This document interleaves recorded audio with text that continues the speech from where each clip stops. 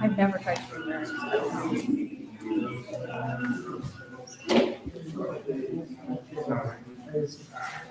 Yeah, but I don't know.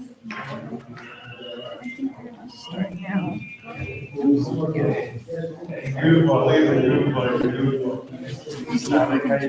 Yeah, only because it seems like both of my devices are set. I don't know.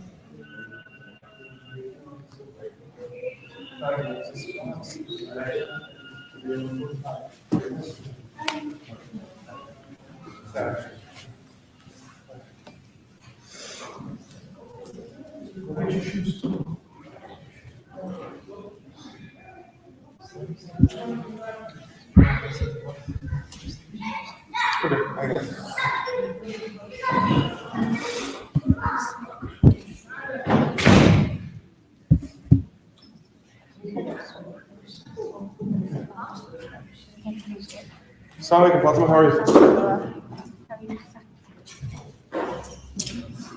Every time I see Fatima, I remember that poem of Sufyan ibn Harith. You know which one? Fatima in Jazati. Huh? I said you said it before too. Yeah, every time. You should read that poem, the whole thing. What is it called again? Beautiful. It's the one that he read when Rasulullah passed away. You said Sufyan ibn. I think Sufyan ibn Harith. It starts with that أفاطر من جزيرتي فذلك عذر وإن لم تجزعي فالسبيل أعظم سبحانه. That's towards the end of the poem, though. The first part of the poem is beautiful.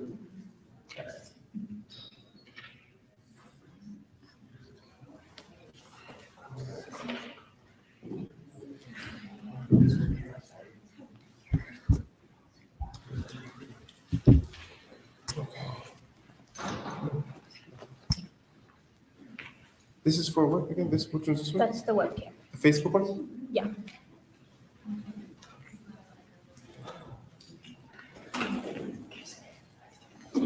Where can I put this where I won't disturb your... You can go anywhere else. Yeah? Yeah. Does this block or anything? No. It's good? Yeah.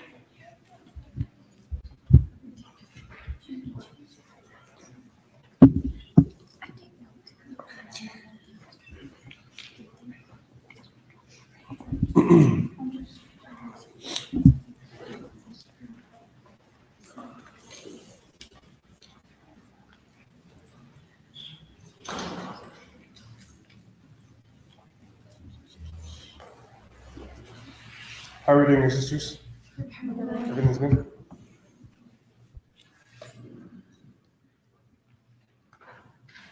You guys all excited about your break? Yeah? Nice.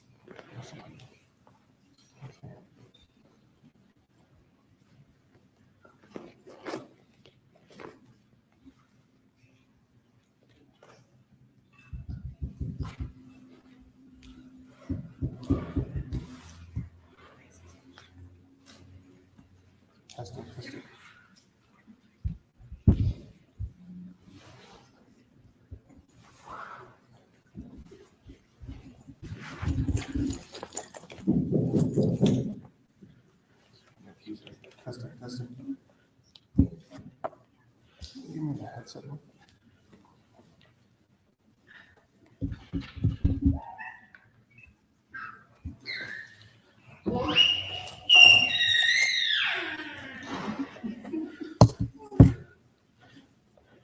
He's excited. That's not useful. I just need to put this in a way where I don't have to hold it.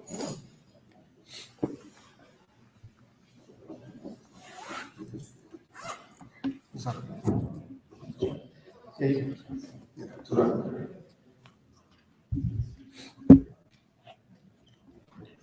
Okay.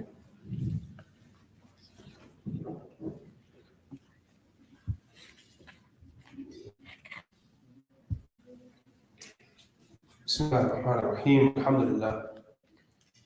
لله وكفى وسلام على عباده الذين اصطفى خصوصا على سيد رسول وخاتم الانبياء وعلى اله الازكياء واصحابه الاتقياء اما بعد. We begin today's class with chapter number 13. ابتداءه أصحابه بالإفادة دون السؤال منهم. The author, rahimahullah ta'ala, teaches us another method Rasulullah sallallahu alayhi wa sallam used when teaching the companions. Before they would even ask the question, Rasulullah sallallahu alayhi wa sallam would pose the question for them. This was more common in a situation where the question was one that the Sahaba would feel that it was difficult for them to ask. The nature of the question was a little complicated. Yet Rasulullah sallallahu alayhi wa sallam could see that the question existed. So before they even asked their question, or someone had to step out of their comfort zone to ask something that they felt uncomfortable asking about, it was common for the Prophet ﷺ to get there first and to be there available for them, asking that question on their behalf and then providing the answer as well. Before we start today's class, though, before we start reading the narrations, one thing that I wanted to say is that for every chapter, the author, rahimahullah ta'ala, does a phenomenal job at providing multiple examples from the hadith. In interest of covering more ground, rather than reading through all the narrations, we'll read through one or two narrations of each chapter. And then the chapter narrations that remain, you can read them yourself, inshallah. They continue to deliver the same point that has already been made in the earlier narrations. Bismillah, go ahead. Bismillah, alhamdulillah, wa salatu wa salam ala rasulillah. Qala al-mu'allif rahimahullah, chapter number 13. To begin teaching in the absence of any student's request. Many a time Rasulullah sallallahu alayhi wa sallam used to begin teaching his Sahaba without being asked by them about anything. This was more so with regard to important matters which all people are not aware of until questioned about them. Rasulullah sallallahu alayhi wa sallam would thus address the doubts of his Sahaba before these developed in their minds, resulting in evil consequences. Bukhari and Muslim narrate on the authority of Abu Hurairah radiallahu anhu, who said, Rasulullah sallallahu alayhi wa sallam said, Shaitan comes to one of you and asks, who created such and such thing? He continues posing this question until he asks, who created your sustainer? When a person reaches that stage, he should seek refuge in Allah and refrain from such thoughts. Okay. Well, we won't read the commentary on this. I'll explain some important points.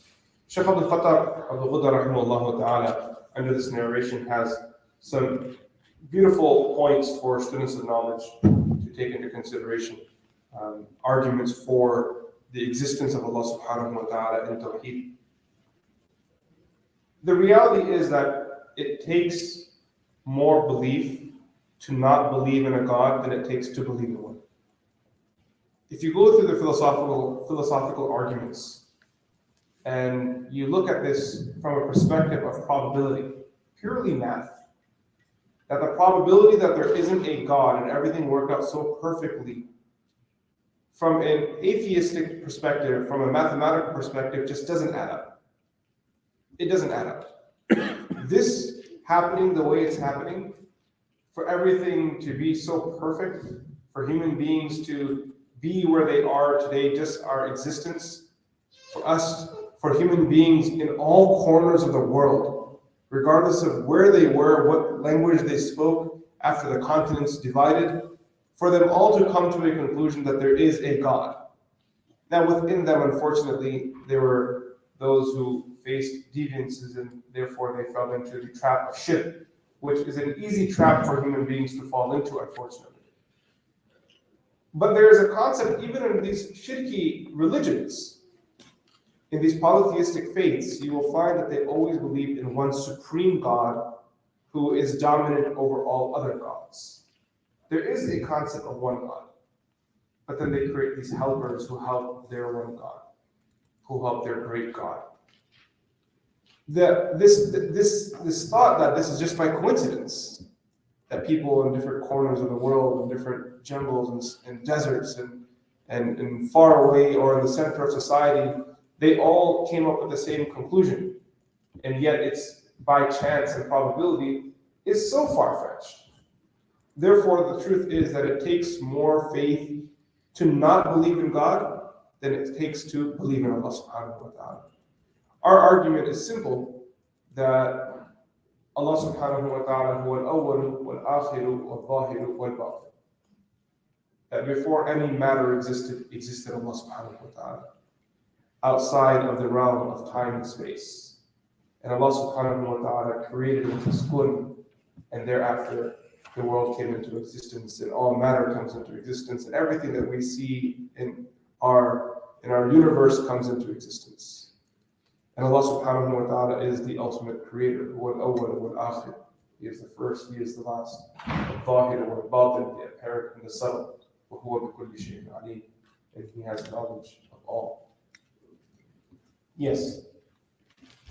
Now, the ulama do say one thing, that when we look at this riwayah, Rasulullah sallallahu alayhi wa sallam, rather than engaging in a philosophical argument, he gives a spiritual solution, teaching us that sometimes there are some questions that may seem very intellectual, and they may seem that they are a result of a logical process, but 9 out of 10 times these questions, specifically these imani questions, are wasawis of shaitan. So rather than misplacing our attention and focusing on giving an intellectual argument to this question, a philosophical, complicated, sophisticated argument to this question, Rasulullah sallallahu alaihi wasallam gives us a spiritual one. As for the question that does God exist, how can we prove the existence of God, the Quran answers this thoroughly. Not in one place, but every page of the Quran is a daleel on the existence of Allah subhanahu wa ta'ala. And every ayah, Allah subhanahu wa ta'ala leads us to a thought that once again reminds us of the wujud and the existence of our Creator and our Master, Allah subhanahu wa ta'ala. Yes, go ahead. So when a person comes to these questions where you're now questioning matters of the unseen, it's best to first take a spiritual precaution and ask Allah subhanahu wa ta'ala to protect you from the waswasa of shaitan. To ask you to protect you from the waswasa of shaitan. Asking questions is a good thing. It's a healthy thing. If you have a question in your heart, don't just treat it as a waswasa and then never have it answered. Start off by asking Allah subhanahu wa ta'ala to protect you from the waswasa of shaitan. Go to people of knowledge and ask them to guide you. The main thing when you're dealing with questions about Iman is to let the question originate from yourself. Don't rely on other people's questions and other people's skepticism. You can go online, go to Reddit, and you'll find all sorts of garbage lying there. You don't need to go there and borrow their wasawis and their doubts about shaitan and then from shaitan and bury them into your heart. It's a very dirty, filthy place to be. It's like taking filth, from a dirty place and rubbing it all over your body and saying, well, let's see if we can clean this. That's an inappropriate thing to do. Now, naturally, if filth does end up on you and you're trying to figure out how to clean this, there's a process to it. As Muslims, we take a multifaceted approach to dealing with Imani questions. There is one part of it which is spiritual, like Rasulullah sallallahu alaihi wasallam said, that you seek protection from Allah subhanahu wa ta'ala and then stop yourself. Put the brakes on it. Otherwise your mind will spiral. So you have to hit the brakes. Now, in another place we see Rasulullah sallallahu alaihi wasallam teaching us a principled approach to being confused. That when you face a situation that there's a question that's making its way around your mind and it's circling you, that you go to people who are capable of answering your questions. When it comes to answering your questions, be humble and understand that the process of getting your questions answered is a journey. A lot of things that you'll see online that people will say, I asked so-and-so a question and they didn't have an answer, therefore the answer doesn't exist. This isn't appropriate and it's not right. You could ask someone a question and get it wrong. Is that true or false? You can ask someone, how do you make coffee? And they'll give you some solution and their portions are off. And then you ask another person and it's still off. And then you ask a third person, it's still off. Until finally you find someone who teaches you, this is how you make coffee. This is how you do your brisket. This is how you cook. This is how you clean. You have to stick and stay committed, right? So when you go to people who do have knowledge and you sit with them, a second lesson or a second step of being humble is not entering into the conversation thinking that you're going to debate and fight. Just listen. And there are times where someone will present an argument to you that in that moment won't make sense. But if you sit on it and if you think about it, with time, it'll open up. There are many examples of this that we find in the hadith and also in our own lives, that someone gives you an answer. At that moment, you think the answer is irrational, it doesn't make any sense. But the more you sit on it, it opens up. One of my teachers, Shaykh Yusuf rahimahullah ta'ala, he once said something to me when I was young. And at that point, when he said the statement to me, I thought he was being overly simplistic to the very complicated world that we live in. I was a young person. I was reading the news and going to college and reading all sorts of academic works by Muslims and non-Muslims. And he was talking about solutions to the problems of the world. We were having this conversation. And he proposed that most of the problems of the world could be solved by dhikr of Allah subhanahu wa ta'ala, being in the remembrance of Allah. I didn't say anything, but in my mind I was thinking that this is too simplistic. That can't be the solution. I mean, there are bigger problems that we have. How do we solve them? Through dhikr.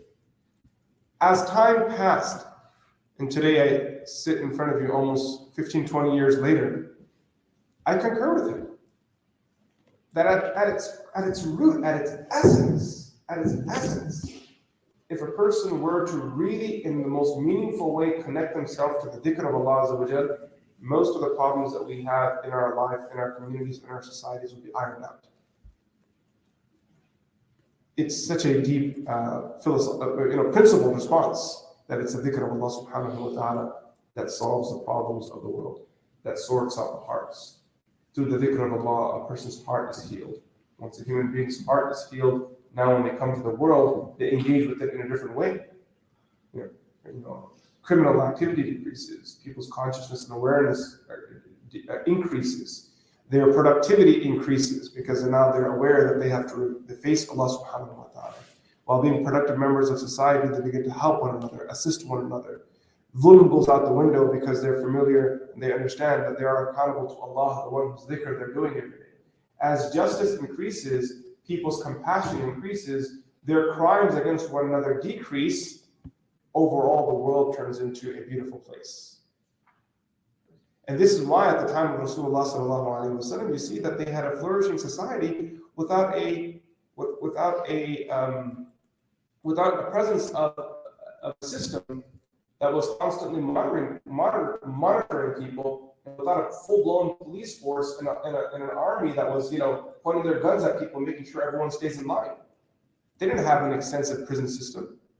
Rasulullah sallallahu alaihi wasallam was able to accomplish this by sorting out the most fundamental part of society, the heart of the human being.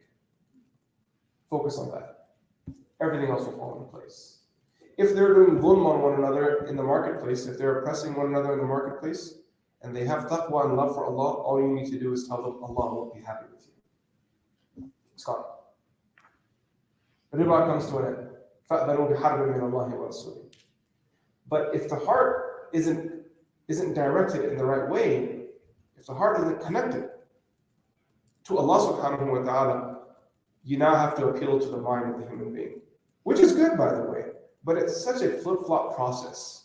Because for every philosophy you create, there's a counter-philosophy that comes into existence. Morality then becomes subjective. Subjective morality now has parameters.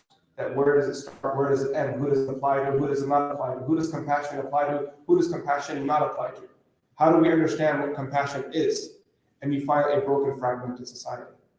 So Shaykh Yusuf rahimahullah ta'ala actually said that the solution of the world lied in dhikr of Allah subhanahu wa ta'ala.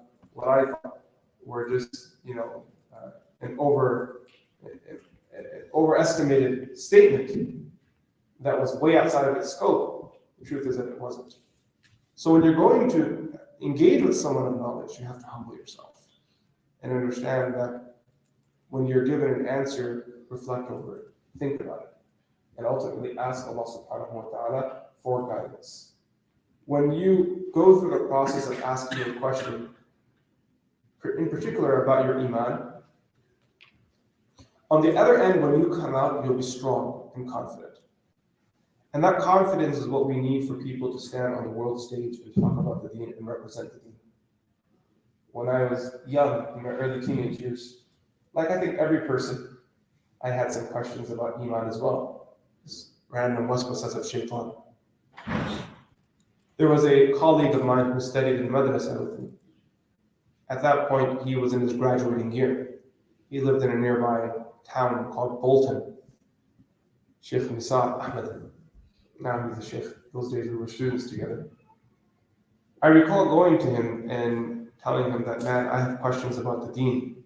He was a very humble, soft-spoken person, very intelligent though, very good with words.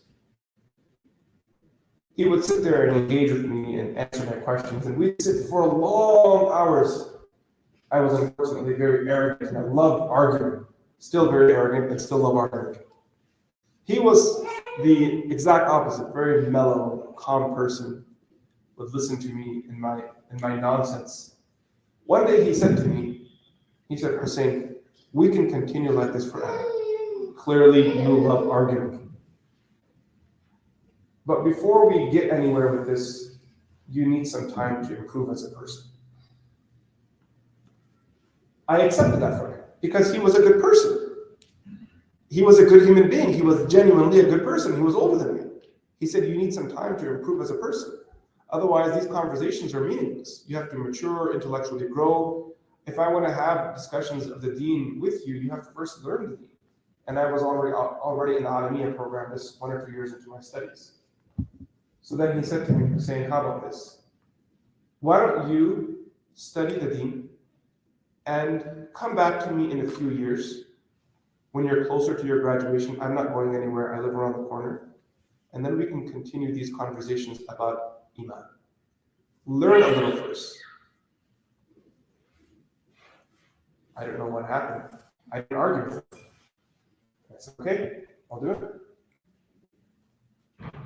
And what I found was the more I spent time in these gatherings of knowledge and in classrooms with ulama, as the years passed by, what became clear to me that this ego and this arrogance that made me feel that I had the right or even an opinion that mattered, that ego shrunk. Because what knowledge does is that it humbles you.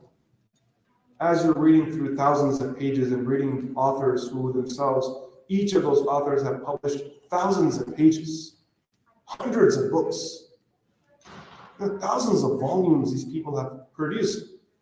And as you're reading their works, and they're raising every silly question. If you read a commentary of hadith, like they make up objections against a hadith that could possibly exist by someone in some foreign galaxy. And they answer those as well.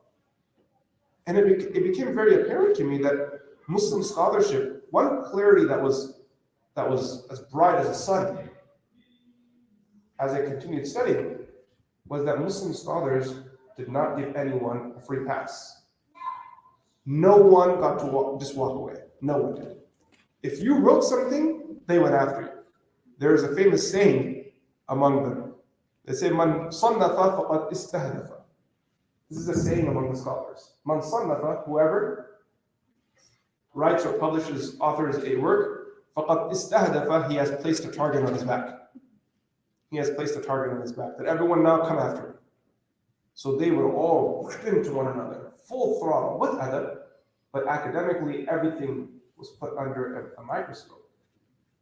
And when you're surrounded by such great thinkers who existed through history and whose intellect continues to shine, some of them 1,000 years later, a millennium later, who not only were rough with one another and took each other to task, but they were strong to take on any culture, religion, philosopher, thinker of the world to task as well.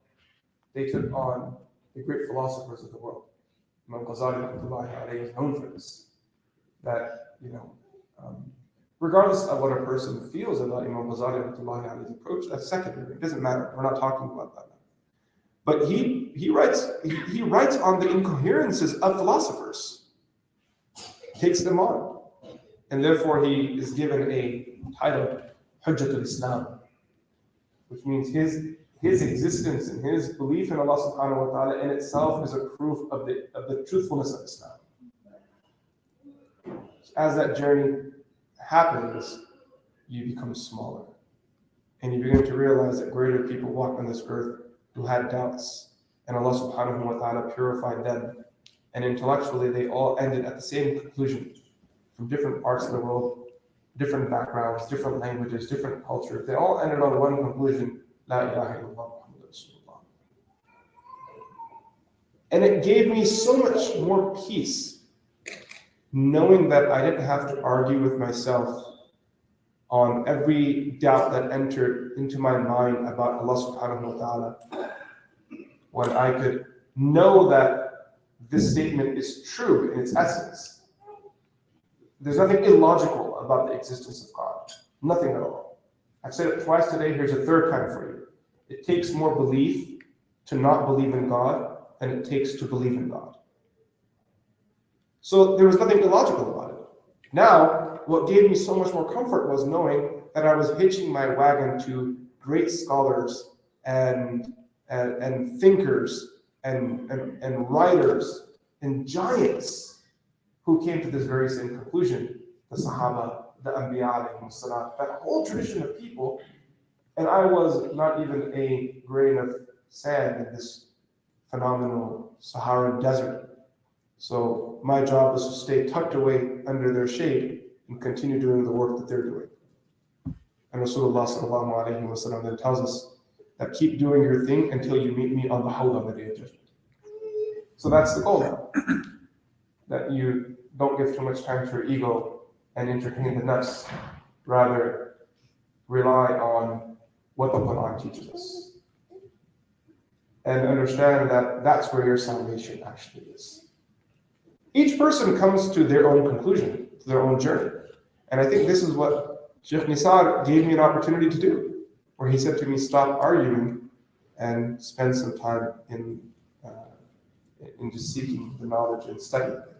And that itself will just purify you, inshallah. Go ahead. Answering according to the question posed. Rasulullah sallallahu alaihi wasallam used to answer a person according to the question he had posed. He taught many laws, injunctions, and fundamentals of religion by answering the questions of the Sahaba. He used to urge them to ask questions with regard to various situations and problems which they encountered, as well as the obligations and regulations which they needed to know about. Abu Dawood narrates on the authority of Jabir radiallahu anhu from Rasulullah sallallahu alaihi wasallam, who said, the cure for ignorance is questioning. إنما شفاء العي السؤال. إنما شفاء العي السؤال.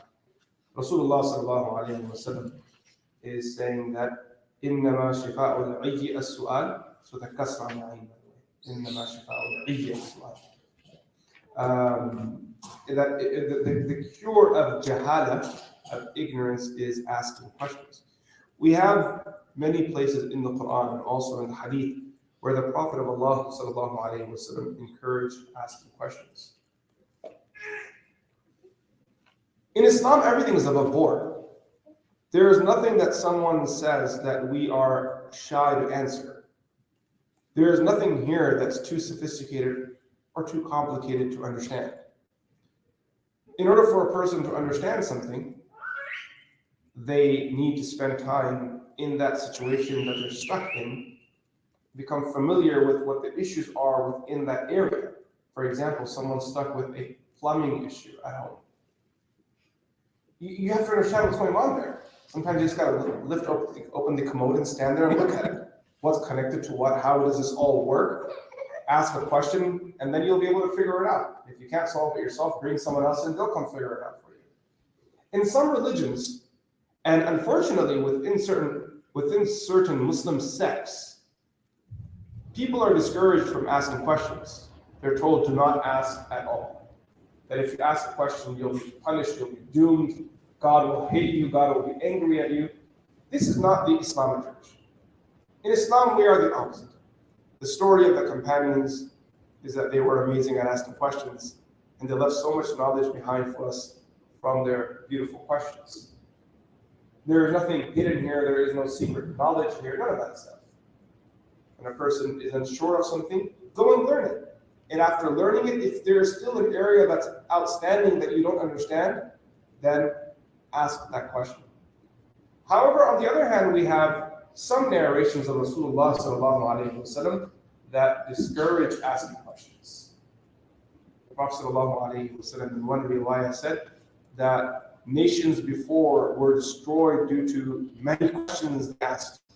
Because of the so many questions they asked, they were destroyed. They were destroyed.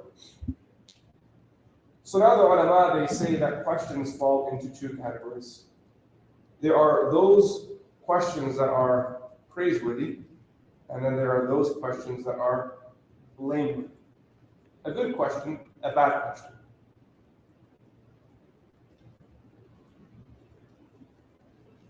There's a statement that's common that there is no such thing as a bad question. Every question is a good question. Well, it depends on what's the perspective of that statement. If you're talking about content, then that's true. Like all content, if you've gone through the process required to seek knowledge, and if you find yourself, regardless of the content, unsure of a matter, you should get clarity on it. There is no content that you shouldn't know about if you have gone through the process of learning that, and now you're still stuck on the conclusion. But if that statement means that there is no process to asking the question, and there are no considerations or no adab involved in asking a question, then that's not true. Because clearly there are bad questions. Clearly there's a wrong way to ask a question. I was speaking to some of the students at the seminary earlier, and I said to them that before you ask a question, it's good to make yourself worthy to ask that question. If you enter into a room where people are talking about a particular issue, for example, they're talking about the financial budget for the city of Carrollton. Let's say you happen to be in that meeting. You don't know anything. You've never looked at numbers before, you've never studied budgets before, you have no idea how finance works, and you start asking questions, you're humiliating yourself. What are you talking about? Make yourself worthy of first asking that question. Learn a little, commit to the people, commit to the cause, be a part of the system. More than anything, at least have knowledge of what you're saying. Someone comes and says, Shaykh, what's the daleel behind X, Y, and Z issue? What good is me telling you the daleel going to do? Do you understand how dala'il work? Are you just waiting for me to say it's a Bukhari narration? But then you go to someone else and they quote that same issue through another riwayah of Sahih Muslim. How do you know which one's right, which one should be acted upon, which one should be not acted upon? What principles are you using for your tarjih, for your preference? So when you ask me for a daleel, I'm not sure if you're even at a point where you're going to understand the daleel that I have to give. Let's say, for example, I gave you a daleel, and daleel is a proof. Let's say I gave you a proof. Now, you're judging my proof based off of another set of principles. That doesn't work. You're trying to fix a problem with a tool that was created for a whole different scenario and situation altogether. Now, on the other hand, if there are people of knowledge who have all studied a subject matter and they've given a significant number of years to studying that matter, and they say, what's your daleel? They can have a meaningful conversation. That this daleel is correct, this proof is wrong, this proof is, has been questioned from this perspective. The ulama of the past did not act upon this, or you can say they did act upon it in establishing the ahkam, but when it came to qada, when it came to legal rulings, they then stepped away from this narration and acted upon this narration instead. I was talking with some of the mashayikh today during lunch, and we were talking about one issue particularly. And one of the teachers, he made a good point. He said that on this particular issue that we were speaking of, the ruling in Islam is this. But when you look at the court affairs, when you look at, for example, the documented legal precedents, specifically under the Ottoman period, and also under the Mamluk period, what you'll find is that they gave a very different judgment on this issue. So there is a discrepancy there. Now, for a student of knowledge, that is an area to go and study. Anyway, if if you're wondering what all this means, what it means is that make yourself worthy of a conversation before you enter into that conversation. This is how your question is praiseworthy. Similarly, so some of the things that make a question blameworthy. وأما ما ورد في الكتاب والسنة من ذم السؤال فإنما هو محمول على السؤال عما لا حاجة إليه. Asking about questions that have no need. So, Shaykh, what's the ruling of praying salah on the moon? Which direction do we face? What kind of question is that? وعلى السؤال عن أمور مغيبة ورد الشرع بالإيمان بها مع ترك كيفيتها. Or asking about something that is in revelation, but the details of that were not revealed and were kept vague. So there is no need for you to go digging deeper into figuring those things out, because the Prophet of Allah, when teaching those things, left them open-ended. وعلى الإكثار من الأسئلة غير المهمة مع الإعراض عن تعلم ما يحتاج إليه من الشرائع والعمل بمقتضاه. And asking a lot of questions about things that don't matter while neglecting things that do matter. So you'll find these are actually, this is a documented scenario, not once, but multiple times through history, that a person would come to a scholar. This exact scenario, there are so many times this happened. You'll find it attributed to many ulama, that someone came to a scholar and Shaykh and asked him, who was right, Ali radiallahu anhu or Muawiyah radiallahu anhu? And the Shaykh would say, buddy, why don't you go focus on fixing your wudu and salah? That would be literally their answer. That instead of you getting into something that you have no business engaging with, clearly, why don't you focus on things that relate to you? Your salah every day, focus on that. You have a business, focus on making that halal. You have a family, take care of them, rather than engaging in these detailed, isolated issues. And today's world is all about that. The online discourse of Muslim Twitter, Muslim Facebook, Muslim social media, it's generally debating and arguing things that don't really impact that specific individual on a day-to-day. People talking about divorce and marriage who are not even married themselves. If you're a scholar, then please, come, engage in the discussion, because we are responsible of engaging in all of those discussions as students of knowledge and as people who are involved in this arena of studying and teaching. But if that's not what you do, if you're a, what do they call it? Is it called an influencer? Follow people. Is influencer the right word? Am I using it right? I'm an influencer. What do? I'm an influencer. So if you're from that column of people who are just kind of like in between all responsibilities of life, then leave us alone. Why don't you go debate whether boba is good or not? Or go do like another BuzzFeed survey or just something like that. Stay busy there. Leave our deen alone. The deen is a very serious matter. And as the ulama of the past, they say they would think 100 times before they talk about it. Imam Malik rahmatullahi alayhi, he says that I didn't give fatwa until 40 scholars of his time said that he could give fatwa. And then they would say that in our time there are people giving fatwa who are more worthy of being imprisoned for what they say, because they're speaking of the deen without any knowledge at all. And this is now just open ground, common meme that anyone that's bored at home jump onto social media. There's some debate or another. I'm sure there are like 5 or 6 accounts that Muslim Ummah keeps looking at again and again to see what's the tea, right? What's the latest news? And then you start reading the comments and you see all the fatawa amrikiya, right? All the fatawa of all the people on all these issues. Allahumma fadla. وعلى السؤال للمراء والجدال, that are, or another type of dislike question is just questioning for the sake of fighting and arguing and debating. وقد بينت هذه المسألة بإسهاب في رسالة منهج السلف في السؤال عن العلم وفي التعلم وما يقع وما لم يقع. Then he says at the end, Shaykh Abdul Fattah Ghuddah rahimahullah ta'ala, that I've dedicated a book to this subject. For those who want, they can study it further and learn from it. He has, again, for students of knowledge, for those of you who are interested in nerding out, under this particular riwayah, listen to this carefully. Under this particular riwayah, Shaykh Abdul Fattah in his commentary, he quotes a very beautiful discussion from Imam al-Shatibi's Al-Muwafaqat. I highly encourage you read this chapter. For those of you that are students of knowledge here, listen carefully.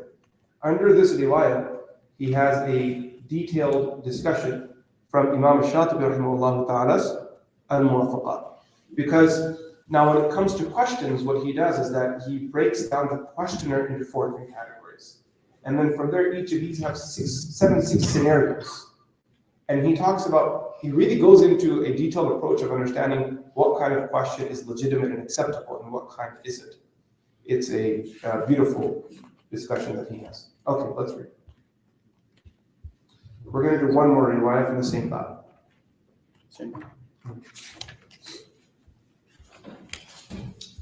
Actually, you know what?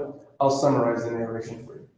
This particular narration is from Imam Muslim rahmatullahi alayhi sahih, from Nawas bin Sam'an al-Kilabi radiyallahu anhu. He says that I would visit Medina Munawwara, but I didn't migrate to Medina. I would visit Medina Munawwara, stay for some days and leave. But I didn't fully migrate to Medina Munawwara. أقمت مع رسول الله صلى الله عليه وسلم بالمدينة سنة. I stayed as a visitor in Medina Munawwara for a year. ما يمنعني من الهجرة إلا المسألة. The question is, if you've lived there for a year, why don't you go ahead and get the driver's license? Why don't you go ahead and change it and make it your watan? Move to the city. So he said the reason why I didn't relocate officially to Medina Munawwara was al-mas'ala, question. كان أحدنا إذا هاجر لم يسأل رسول الله صلى الله عليه وسلم عن شيء. Because once a person became a resident of Medina, they would stop asking questions to the Prophet of Allah. Out of for the Prophet ﷺ, out of consideration for the Prophet of Allah, that now they were there, they were residents, they were local, so the way they would ask questions would be different. A person who casually comes to the masjid, when they see an imam, they ask a question. When you go to a madrasa, it's very common that a student walks past a scholar every day, but they don't ask questions all the time. Because now they're in that mindset that there's ihtiram, that we have to be more considerate. This is a part of who we are. This is our identity. This is what differentiates us. So he says that كان أحدنا إذا هاجر لم يسأل رسول الله صلى الله عليه وسلم عن شيء. That they would stop asking questions. And it wasn't because the Prophet of Allah ever told him, والمهاجرون لم يمنعون this is not the hadith, this is the shah. والمهاجرون لم يمنعون من السؤال عما يحتاج إليه من أمور الدين إنما كانوا يهابون أن يسألوا النبي صلى الله عليه وسلم إلا إذا اشتدت الحاجة. The muhajirun just stayed away from asking questions unless the need was pushing, like it had to be asked. So then he says, because I wasn't a resident of Medina, and I would leave every few weeks and then come back for a long period, and then leave and come back for a long period, I could ask all I want to. So I used to ask questions. فَسَأَلْتُهُ عَنِ الْبِرِّ وَالْإِثْمِ فَقَالَ صلى الله عليه وسلم الْبِرُّ حُسْنُ الْخُلُقِ وَالْإِثْمُ مَا حَاكَ فِي صَدْرِكَ في هذه الرواية والإثم ما حاك في نفسك وكرهت أن يطلع عليه الناس. He asked Rasulullah sallallahu alaihi wasallam regarding righteousness and sin. And to that the Prophet sallallahu alaihi wasallam answered this question. So with that, we'll conclude here, inshallah. If Allah wills, in our next class, we'll continue with chapter number 15. جوابه السائل بأكثر مما سأل عنه. May Allah subhanahu wa ta'ala grant us and give us strength in our iman. And Allah will keep us in gatherings of knowledge and knowledge. وصلى الله تعالى على سيدنا محمد. السلام عليكم ورحمة الله وبركاته.